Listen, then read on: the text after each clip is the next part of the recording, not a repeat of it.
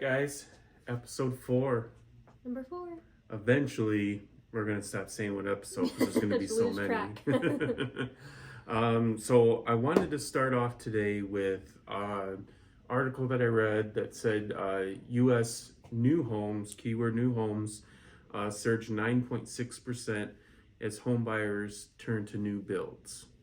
Buyers continue to find the housing market challenging with the low number of listings, particularly with pre-owned homes. What does that mean for you as a seller? Well, again, we're still at a month and a half of inventory right now, as of May 26th, 2023, for anybody who stumbles across our videos in the next few years. So, month and a half supply of inventory. If people are having to turn to new builds, that means that you, as a seller, your house is still going to be in pretty high demand because, let's be honest, not everybody can afford a new build. Right. Yep. So you're still going to command that top dollar.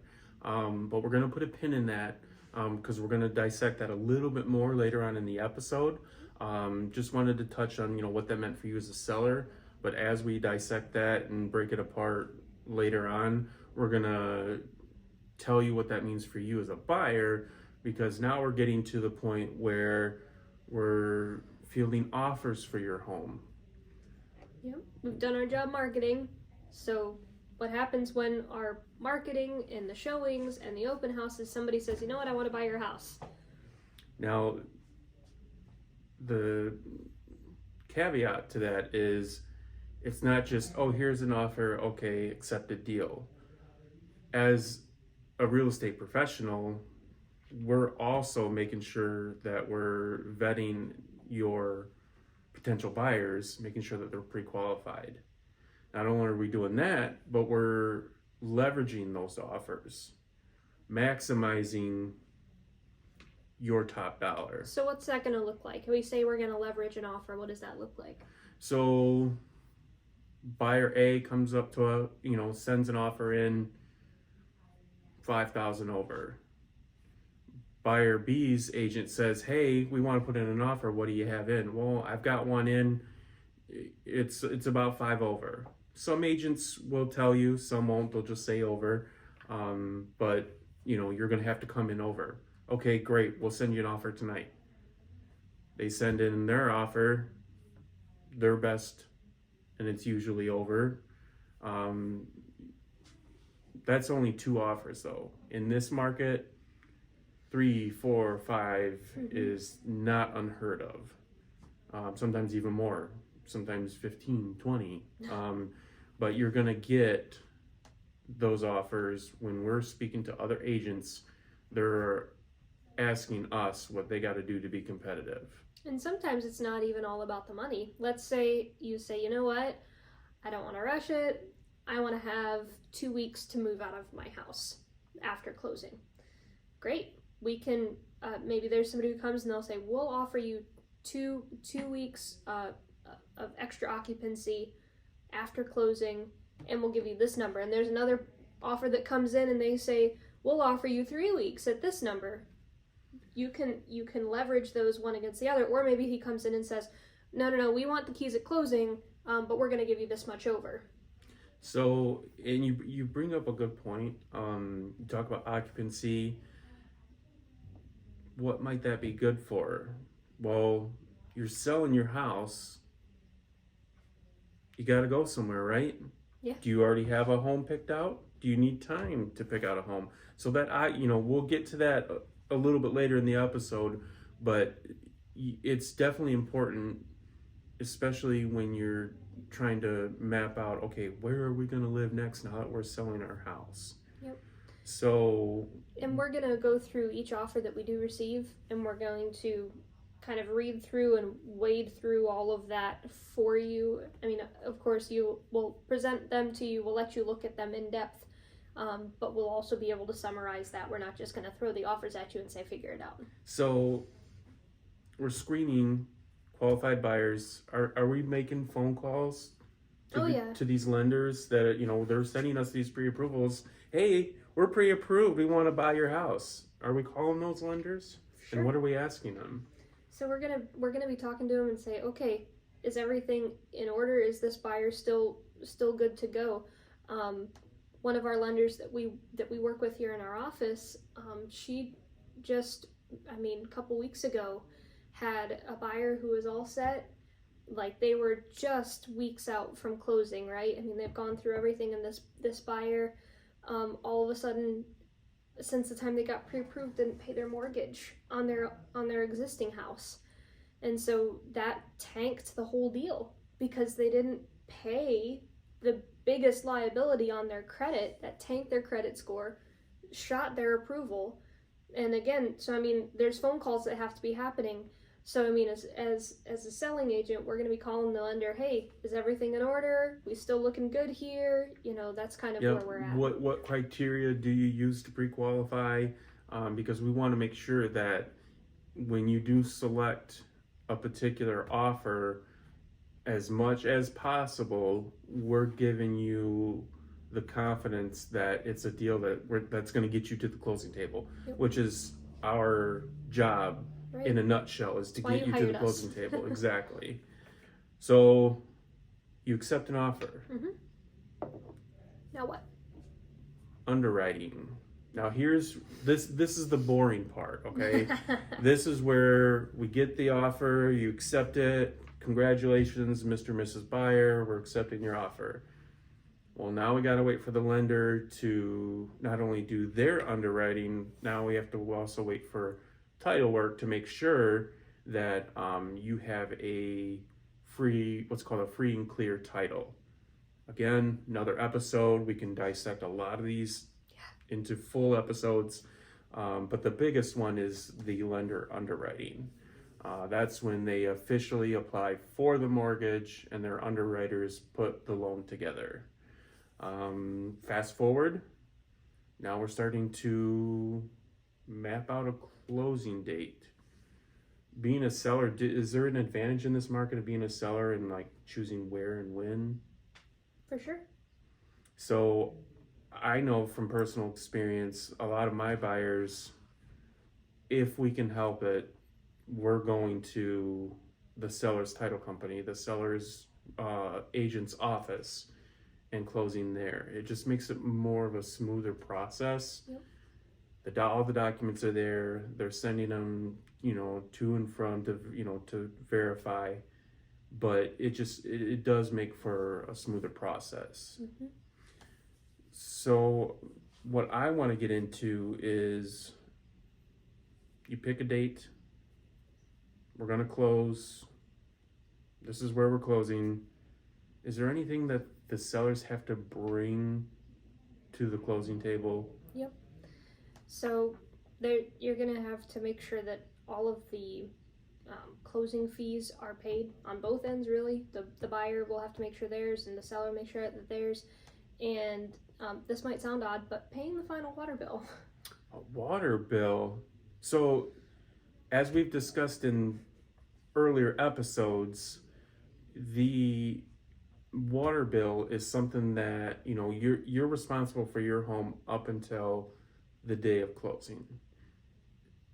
The condition of the home, the maintenance, but also anything that, whether it's your electric bill, your gas bill, but definitely your final water bill has to be brought to closing to prove that it's been paid, so that when the new owner takes over, they're basically getting a fresh start. They're not paying for the water that you've used. You're not filling your swimming pool and then, no, not my house. Good luck. So water bill, you prove that it's paid. We're going to be signing the paperwork, getting the signatures. That's the exciting part, right? Yes. It's like, yes, getting this home sold. Woo! Now, keys. Mm-hmm. Keys are also important. If you can, your garage door openers, the keys to the shed, keys to the garage, a special key in that weird room that was in the basement. You want to bring everything you can think of so that the new owner has access to everything in that house. Right, and that's assuming that the new owner is going to be taking occupancy at the closing table. If they offer you more and you accept more and say, okay, occupancy, the buyer won't take occupancy until 2 weeks out or 30 days more out. then that's not going to be quite as much of an issue to bring it to the closing table. But you are going to have to turn it into your broker so that they can turn it in, or however it's decided that the new buyer is going to get their keys. So, because you don't want to buy a house and you don't have a key, you can't even get in. Right. So I want to backtrack just a little bit. So we're at the closing table. The buyer has already seen the house, but are they walking through again? Yep. So according to our contract, right, and according to most contracts, honestly, the house that is going to need to be what we call broom clean. So that means, and it needs to be in the original shape that the buyer would have seen it in. So if they walked through and when they initially did the showing, there was no holes in any walls, they saw it. And then they come through, they do a final walkthrough on closing day or up to 48 hours before. Well, oh no, there's a giant hole. I know that hole wasn't there before. Okay, then as a seller, you need to be aware that you would be held responsible for that if there's new damage. So you hire movers, try to be there, make sure that there's no extra damage that's going on. Yeah. I mean, accidents happen for sure, but the buyer wants the house in the condition that they saw it in, and then it also needs to be clean. Don't leave junk in cabinets. Don't leave, all the trash out, on the side of the house for the new buyer to have to take care of. It needs to be clean. So walk through, they say, yep, everything looks great. We confirm that. Closing table, you got your keys, final water bill. Signed all the paperwork. Have you thought about where you're going? I hope so if you're this far along. Yeah. So that's another advantage of using us in the process, because now you're going to Lydia, you're going to myself saying, okay, where are we going to go? We can help you find that. Now that's where we can dissect the article that we spoke about earlier in the episode. Yep. Where are we going to go? You have options. What does new home sales, that surge of 9.6%, what does that mean for buyers? So, again, like we had said before, right now within our MLS, we have a month and a half supply of inventory on the market. That's not very much at all. So that means that if we sold, if no more houses came on the market and we sold everything, we'd sell out in a month and a half.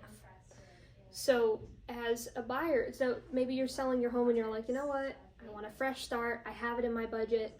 One of your options is a new construction home.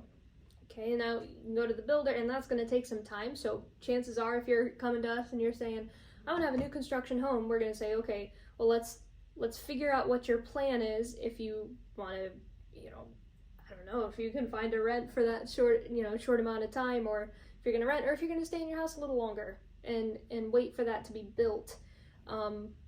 I don't know, the last thing we want as real estate agents is for you to be homeless. Right. Well, and one of the things that I think that you touched on, and I thought it was perfect, was because of that 9.6% surge in new home building, what if you don't want a new construction? What if you don't have time for new construction? Well, that surge, that previous owner for a home that's been, obviously previously owned, is now moving into that brand new home, which allows you to now move into the previously owned home. Right. And, we talked about that, and I thought that you made a fantastic point about that. That will free up a little bit of the market. Yep. Still tough out there, but that's also, why when you come to us as a real estate professional, we're already engaging you at that point.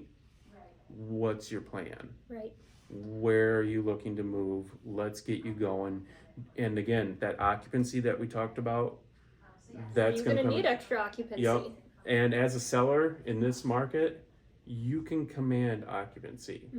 More often than not, buyers are willing to be extremely flexible to get the deal done. Right. So by doing that, and obviously we would discuss that because everyone's situation is different, we would discuss what you could potentially need in order to find that next home. Right.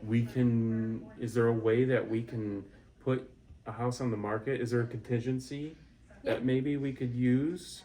Yep. can put in there that the seller needs to find their next home before the deal closes or before occupancy is given. And that takes that takes some of that stress off of, your shoulders, because we're already telling the buyers up front, hey, if you want this deal to go through, if you want to buy this house, it is contingent upon the seller finding their next home. Now, again, yes, we're getting you going on that process. We don't want to take it any longer than you have to, right? But we can. That does take some of that anxiety away by knowing that you have the option to find that home before you are now having to vacate it and handing it over to the new owner. And we'll walk through all of the pros and cons to that kind of a thing. And again, real estate is a very personal business. So whatever your needs are, no two sellers' needs are going to be exactly the same. So our job, we come in and we're asking you questions and we're trying to figure out what's most important to you, and you tell us what's most important to you. What are you trying to accomplish? And we're going to tailor our search. We're going to tailor our marketing. We're going to tailor everything to your needs. Perfect. So I think that's a nice segue into our next topic for the next series of videos we're going to do. Obviously, this episode isn't as long as our previous ones, only because we are getting to the end of, at least for now, what it looks like to be a seller. So our next series of videos, we're going to talk about what it's like to be a buyer. Yep. Now that you've sold the home, you're a buyer now. That's a whole nother world. That's a whole nother animal. So I'm just going to jump off on a little hobby horse here. A for sale by owner. If you're trying to sell this yourself, if it's your home that you're trying to sell, you've got to find pre-qualified, pre-approved buyers, which the for sale by owner market of buyers and the realtor MLS market of buyers are two totally different things. But you're trying to sell your home. Okay, great, I got it sold. I figured everything out. I got all the paperwork. It took a lot of work. Oh no, where am I going to live? Who's going to help me? Right. And then now you're on the other end of it, and now you're the for sale by owner, but you're looking to buy a house. So are you going to hire a real estate agent for that, or are you going to try to do that on your own? And try to negotiate on your own. Right. And so you need pre-approval. There are documents that we submit with every offer that we put in that, as a for sale by owner, sure, you could pull something off the internet, but these are legal documents. Do you want to be pulling legal documents off of the internet? Yep, and we've made that, that statement before, that just because, I didn't know, that's not an excuse. Responsible for exactly. So I think, the next set of videos, what it's like to be a buyer, what the market is right now, and even strategies to help maximize your potential getting that offer accepted. So let's face it, you can't walk into a store, pick it off the shelf and say, that's the one I want. Gone are the days of the Sears catalog. So we'll end the episode. Look forward to the next one being about buyers. If you have any questions for Lydia or myself, we're definitely here to help. That's our whole focus, is helping people. Exactly. So if you do have questions and you want to go ahead and get a hold of Lydia, how can we contact you? Call or text me at 734-645-7448 or email me at lydia@yourrealtorlydia.com. And again, as usual, I'm Dan. You can call me, text me, 313-282-6861, or email me at dansturgill, again, 2 L's, cbp@gmail.com. Take care, guys. We'll take care of you. Toodles.